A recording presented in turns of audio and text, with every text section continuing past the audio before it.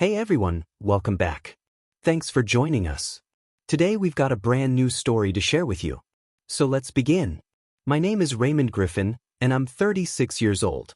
I have a degree in engineering, but years ago, I decided to follow my passion and open to motorcycle repair and customization business. I'm not rich, but I do all right. I'll never have everything I want, but I'm content with what I need. I pride myself on being a loyal and trustworthy friend, and I wouldn't want to be my enemy. I've got a side to me that I'm not proud of, a mean streak I never fully understood until my time in the service, but my wife, Renee, has always brought out the gentler side of me I could never imagine directing, that darker side toward her. I've always believed a man's word should be his bond, that actions speak louder than words, and that you should treat others the way you want to be treated. Renee is my wife. She's the cousin of my best friend, Charlie. We grew up together in a tough neighborhood, but we made it through and built a life for ourselves. Renee and I have been married for 9 years, and we have a 6-year-old son, Jake. She's beautiful, stubborn, and full of energy, while I'm more laid back and easygoing. Our different personalities have balanced each other out over the years. She could make friends anywhere, while I've always been content with just a few clothes. Once, most of the time I didn't need more than her. I love her more than I can put into words, and seeing her happy is what gives me the most joy. It's also made her both my strength and my weakness. Being home to her every day is what I live for. The issues in our marriage began when Renee made a new friend, Linda, who had recently gone through a divorce. Linda and her boyfriend, Alistair, had just moved into the neighborhood. When I first met Alistair, he gave me an unsettling vibe. His eyes were cold, and I felt uncomfortable around him, as if he had a hidden agenda. He didn't seem to have a job, but always drove an expensive car and appeared to have money, which raised some red flags for me. I tried to warn Renee about him, but she didn't see the same issues I did. Despite my concerns, Renee insisted on inviting them over for a barbecue. I tend to avoid controlling situations like this, as I've always respected her judgment and trusted her to make her own decisions about friends. Linda and Alistair, however, felt different to me. I'd occasionally take long lunches at home, just to enjoy some private time with Renee. While our son, Jake, was at school, we'd often take full advantage of our time together, like we were still in the honeymoon phase of our relationship. Our intimacy was a constant, and I found myself unable to keep my hands off her, even after all these years. She had gained a bit of weight since we first got married, but to me it only made her more attractive. Renee had been struggling ever since her miscarriage 3 months ago. She wasn't open about her pain, refusing to see a doctor about her depression. It was a difficult time for both of us, and I tried my best to stay strong for the both of us, but nothing seemed to help. I kept waiting for her to open up to me, as communication had always been the foundation of our marriage, but now she barely spoke to me at all. I tried not to feel resentful, though it was hard when I saw that she had no trouble talking to Linda. One day, I decided to bring home a yellow rose, something I had done for her since our first date. It had always been a small gesture, but it meant a lot to her. The rose was my way of reminding her how much I cherished her. But when I got home, she wasn't there. That wasn't like her. She usually made sure to run any errands after 1 o'clock, so she wouldn't miss me if I came home for lunch. Her usual routine had been disrupted, and that left me feeling uneasy. I stood there holding the rose, my instincts telling me something was wrong. The knot in my stomach grew tighter. I began to suspect that Linda was involved somehow, that her presence might be affecting Renee's attitude and behavior. After a long, tense afternoon at the shop, I called Renee's phone, but it went straight to voicemail. The feeling that something was off only intensified. As I made my way home, I knew I couldn't wait any longer. We needed to talk. I couldn't just stand by and watch my marriage fall apart. When I pulled my bike into the garage, I instinctively touched the hood of Renee's car. It was still warm. She hadn't been home for long. When Renee saw me, she had a distant, almost vacant look in her eyes. I noticed it more and more lately. Hi, honey, she said, her voice lacking its usual warmth. Renee, sit down. We need to talk, I said firmly. And where's Jake? He's at your mom's. I asked her to pick him up after school. Why didn't you pick him up yourself? What was so important that you couldn't do that? Can't it wait? Honey, I still need to get dinner ready, she replied. Her voice tinged with nervousness. No, it can't wait. What I have to say is important. I'll sit down and answer me, I insisted. She sat on the edge of the couch, her eyes cautious. What's wrong? Raymond, you seem upset. Where were you at lunch today? Did you notice the yellow rose on the table? And why didn't you answer your phone? I asked, my frustration rising.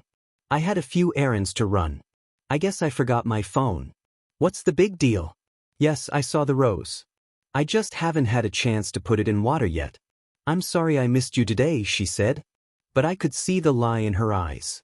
Renee, you're lying to me. I said, my tone's sharp. You're not good at this. Now tell me the truth. Were you with Linda this afternoon? I know you just got home. What were you doing all day? She couldn't meet my gaze, and it felt like I was talking to a stranger. My anger mixed with fear, knowing my life was shifting in ways I didn't understand. You don't trust me? She asked, almost pleading. I don't trust Linda and Alistair. I replied. I've told you that before. I'm sorry, Raymond, she said, her voice soft. Yes, I was with Linda. I didn't want to tell you because I know you don't like her. But she's my friend and she understands me. I think she's using you. I replied, frustration building. I'm not sure what she's after, but I can't tell you it's not going to be good for either of us. I've seen her type before. Raymond, that's not fair. She's really not a bad person. Renee insisted. I trust my instincts. I said, my voice firm. They've never steered me wrong. Well, since it seems like you'll just accuse me of lying no matter what. My trust in you has been deeply shaken. I continued, she's not your friend. There's something wrong with her. Was Alistair there too? Don't lie to me again. Yes, she answered softly. Yes, what? I felt my blood start to boil. He was there too, she muttered. Her eyes fixed on the floor. What were you doing there all day? I drank some wine, we talked and played some cards. That's all we did. Honey, I swear, she said, but I could see the discomfort in her. How many afternoons have you spent there? I pressed since she was avoiding the truth. I don't know. A few, she replied, clearly uncomfortable. But I suspected it was more than just a few. Since you met her, you've been acting different. I don't even know who you are anymore. I know you've been struggling, but please let me help. You've been distant and it's affecting Jake and me. You're spending all this time with her and it's hurting us. You're smart enough to see that, Renee. If you still care about our marriage, you have to listen to me. Please respect how I feel about this. She stiffened and I could feel the tension building in the room. There was a flicker of anger in her eyes, but also something else. Something I couldn't quite put my finger on. I don't need any help. Raymond, she said, her voice defensive. She told me you might say something like this. I've been bored. I get lonely sitting around here all day. You never wanted me to work and you never want to go anywhere. I need some excitement in my life. You just want to control me. I'm getting older and it feels like life is passing me by. I thought you were happy with your life. I said, my tone softening. Apparently I was wrong. If it's excitement you're after, I'll try anything. Just as long as it doesn't involve a third person. I'm trying to protect you in our marriage. You're being controlled, but it's not by me. It sounds like you've been listening to the wrong influences. I know I can be a bit predictable, but you're all the excitement I need. I work hard to support us, but if a job will make you happy, then go for it. I'll support whatever makes you happy. If you want me to take you out more, all you had to do was ask.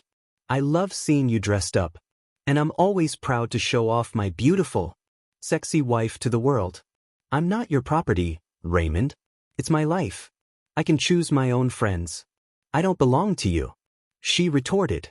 Her voice sharp. What I said stunned. She acted as if she hadn't heard a word I said. Her response felt rehearsed, as if it had been planted in her mind long before. Since the moment I asked your father for your hand in marriage, I've been your man. When you married me, you became my wife. My wife, not just any wife. We belong to each other in sickness and in health. forsaking all others. Do you remember those vows, Renee? You've always been an amazing wife and mother. So what's going on with you now? You know I'd step in front of a bullet for you. I love you and I need you to understand that. I've never told you what to do, but right now, I'm telling you, stay away from her. Now go pick up her son. I'm stepping out for a while. Think about this while I'm gone. When I return, I expect you to have figured things out. I won't tolerate any more disrespect. I needed to clear my head, so I went for a long ride on my bike. It usually helped me feel better, but this time it only seemed to carry the weight of alarming storm. When I returned home, Renee had dinner ready, but she was unusually quiet and we ate in silence. Jake, sensing something was off, looked at her. "What's the matter, Mommy? You look sad," he asked, his innocent words tugging at my heart. "I'm fine, Jake. Mommy's just a little tired. I just need some rest. That's all." "Don't worry," she said, forcing a smile. "But Mom, Daddy said we can go to the big park on Saturday. I like that park. We can have fun and go swimming." "That will be nice, Jake," Renee replied, her tone lacking its usual enthusiasm. After dinner, she retreated to our bedroom. I stayed up with Jake watching Monsters, Incorporated for the 21st time. Then read him 5 of his favorite stories, before he finally drifted off to sleep. When I entered our bedroom, Renee was lying on the bed in my favorite sexy lingerie. I hadn't seen it in a long time. Despite the tension I was feeling, my desire for her was immediate. I needed her and I wanted to show her just how much. She gazed at me, her eyes filled with passion. But there was something else, a sadness, perhaps. I felt the need to hold her, to love her, and to wipe away whatever was causing her pain. Without hesitation, I undressed and joined her in bed. We made love, but then I felt her tears against my cheek. "What's the matter, honey? Did I hurt you?" I asked, my voice filled with confusion. "No, my love, you didn't hurt me," she whispered, her voice shaky. "I'm sorry. I'm so sorry. Forgive me, please. I love you so much." "I love you too, honey. More than you know," I said, unsure of what she was really apologizing for, but knowing it wasn't the time to ask. We'd have time for that later. I held her close, wanting her to feel safe and protected. And soon we both drifted into a deep sleep. The next morning I woke up feeling full of love for the woman next to me. But her plea for forgiveness was gnawing at me. I didn't fully understand what she meant. Was there something she hadn't told me? Other than lying to me, what had she done? That question lingered in my mind, a bad sign. But it wasn't something I could face right. Then I needed to talk to someone. So after work the next day, I went to see my buddy, Charlie. He was always there for me, ready to listen, and I needed his perspective. I could feel the weight of everything pressing down on me. The cloud of doom still hung over me like a thick fog. Charlie greeted me with his usual energy. "Raymond, how the hell are you? Buddy, long time no see. Come on in. Have a seat. You want a beer? I've got some on ice," he said, his smile wide as always. "You look like your dog died," he added, reading my mood instantly. "What's up?" "Yeah. A beer would be good," I muttered, sinking into the chair. Before I could open up to Charlie, his wife Dorothy, and her sister, Kathleen, walked in, both flashing warm smiles. They looked like twins, even though they were 2 years apart. With their big green eyes, flawless skin, and long hair that cascaded down to their shoulders, they were both stunning. Their figures were the kind of thing men only dreamed about. Charlie was definitely a lucky guy. I'd known both women for years, and I could never quite figure out why Kathleen wasn't married. It's hard, kind, and incredibly sexy. If I weren't already married to Renee, Kathleen would have been high on my list. "Hey ladies, it's good to see you both," I said, giving them each a hug and a kiss on the cheek. "Raymond, we don't see you and Renee enough. Are you guys hiding from us?" Dorothy teased. But then she noticed the smile that had faded from my face when she mentioned Renee. "Are you two doing okay? I saw your face when I said her name. I hope you don't mind me asking. We care about you both a lot. If there's anything we can do to help, you know where to find us." Her concern caught me off guard. I wasn't in the mood for pleasantries. But Dorothy's carrying tone made me feel like I could share. Actually, I came here to talk to Charlie. But since you and Kathleen are here, maybe you can offer some insight. You two seem to understand women far better than Charlie. And things at home aren't going well, I admitted, finally resigning to spill the beans. The two women settled onto the love seat. Across from Charlie and me, their eyes curious and attentive. I let out a deep breath and began to share the mess that had become my life. Comes down to this, I began struggling to find the words. Renee's been spending a lot of time with our new neighbors, Linda and Alistair. And lately, she's been acting like she's losing her mind. One minute she's warm and loving. And the next, she's a completely different person. She's been distant, moody. Like, I don't even know who she is anymore. I've noticed this glazed look in her eyes. Like she's high on something. And the thing is, Renee's never been into drinking. And she's always been against using drugs. She's been lying to me about where she's going, what she's doing. I know Linda's involved in this somehow. Renee told me I don't own her, that she's bored with me, that I'm controlling her, among other things. She cries for no reason I can understand. Ever since her miscarriage, she hasn't been the same. And she won't accept help from me or anyone. It's like these neighbors have cast some kind of spell on her. But I know she loves me. I can feel it, but I just can't make sense of what's happening. I don't know what to do anymore. I trailed off, the weight of it all pressing down on me. My pain, frustration, anger, and anxiety felt too much to carry. So I hung my head. The room fell silent as they absorbed what I had just shared. No one knew what to say. Dorothy and Kathleen exchanged glances. Their faces filled with sympathy. Damn bro, Charlie finally broke the silence. His voice thick with disbelief. This doesn't sound like Renee at all. I don't even know where to start. Something's seriously off here. I can't imagine her cheating on you, man. This is so out of character for her. None of this makes any sense. I wish I could find a man who treats me the way you've always treated her, Kathleen said, her voice tinged with a quiet longing. I've always been a little jealous of your marriage. I know there's nothing you wouldn't do for her. She's very foolish to not protect what she has with you. Her words hit me harder than I expected. I wasn't sure how to respond, but it was clear Kathleen's feelings for me went beyond friendship. Dorothy, noticing the tension, leaned in with genuine concern. Do you want me to talk to her? Raymond, we've always been pretty close. Do you think it would help? I sighed, not feeling confident that Renee would open up to anyone, especially not at this point. I don't think so, Dorothy. You could try, but I'm not sure it'll make a difference. Kathleen wasn't finished though. It's obvious to me that these people she's been hanging out with aren't good for her, she said, her voice firm. What do you know about them? I leaned back in my chair, feeling the frustration boiling up again. Not much. They moved into the neighborhood about 3 months ago. I don't trust either of them. They give me the creeps. Linda gets all in my face every time I see her, flirting right in front of Renee. She acts like a total 304. And her boyfriend, Alistair, is a piece of slime. He reminds me of a vulture. Honestly, it'd be hard to find worse company. I don't understand why Renee's involved with them at all. I have this feeling they're into swapping mates. And I don't share my woman. The thought of it makes me sick. Renee knows that. I paused for a moment, then added, Dorothy, I need your brother to check this guy out. Can you get him to run a background on Linda and Alistair? He's a detective, right? He can get the info fast.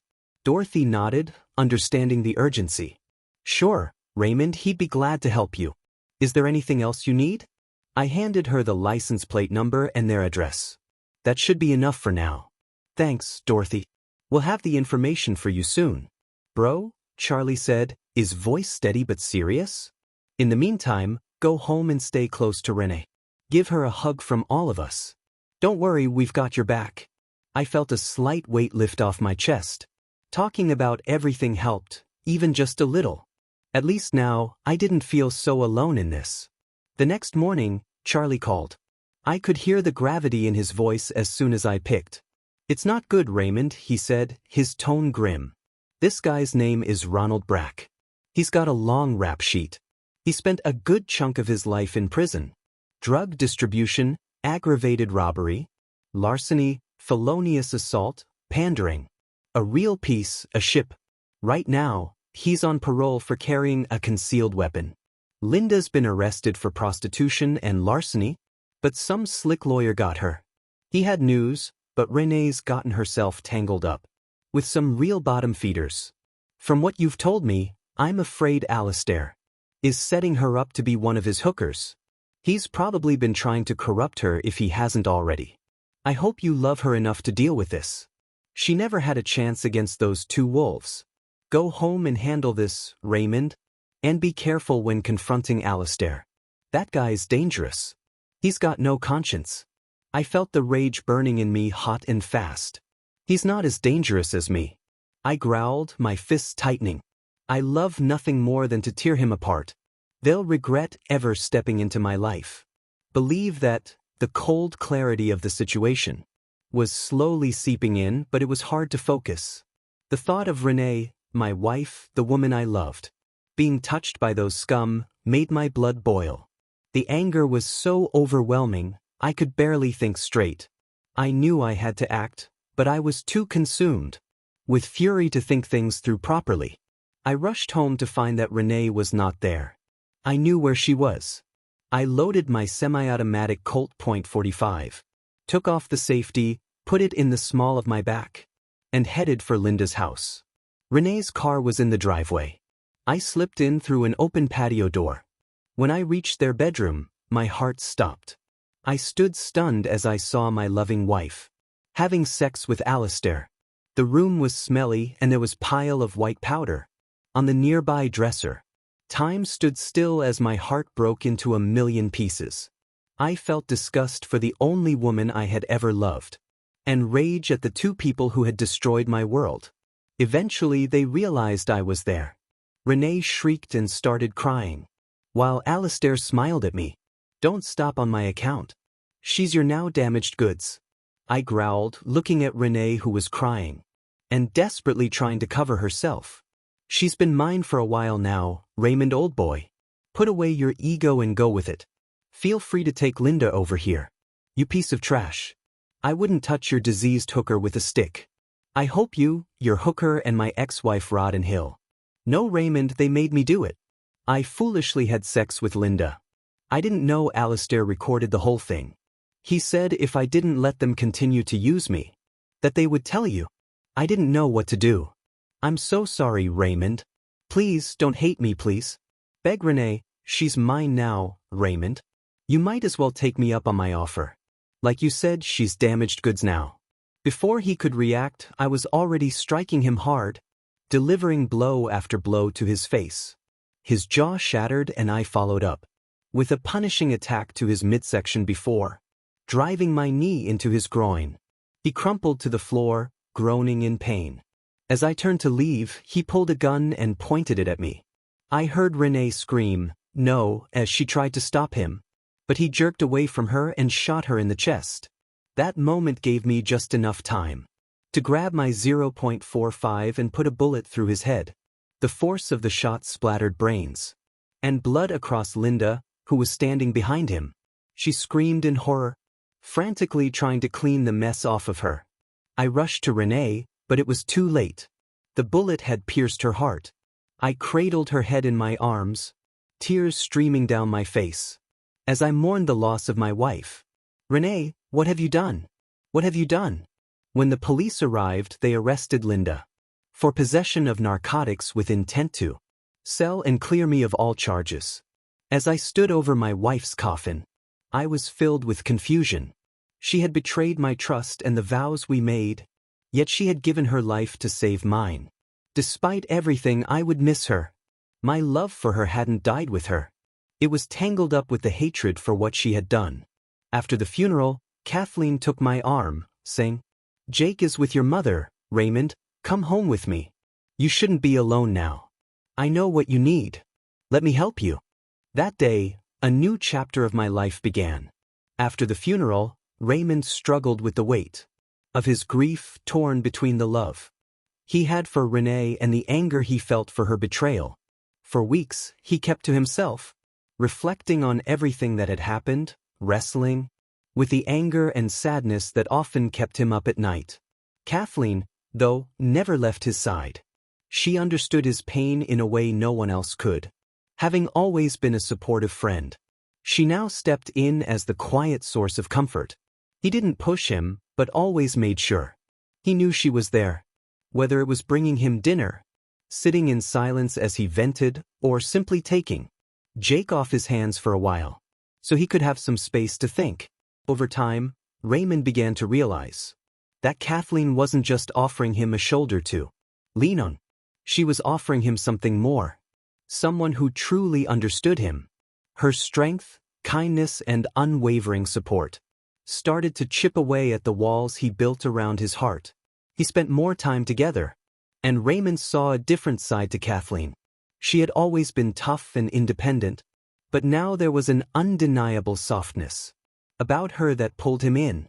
As the days passed, Raymond began to feel something stirring inside him, a kind of hope he hadn't felt in a long time. He had started to heal, and he realized it was because of Kathleen. Months later, Raymond took her hand one evening, as they stood by the lake, watching the sunset.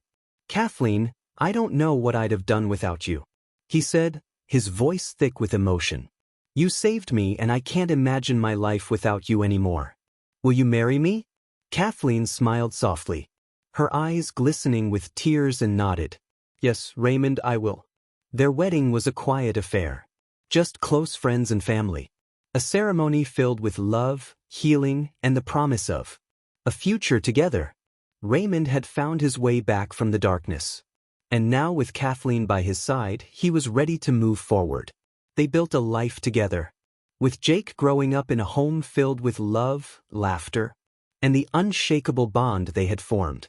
Despite the tragic past that brought them together, Raymond knew that the love he shared with Kathleen was one born out of strength, resilience, and a deep understanding of each other's wounds. It wasn't the love he had expected to find, but it was real, and it was everything he needed. Thanks for watching. If you enjoyed this video, don't forget to like, comment, and subscribe for more stories like this. See you next time.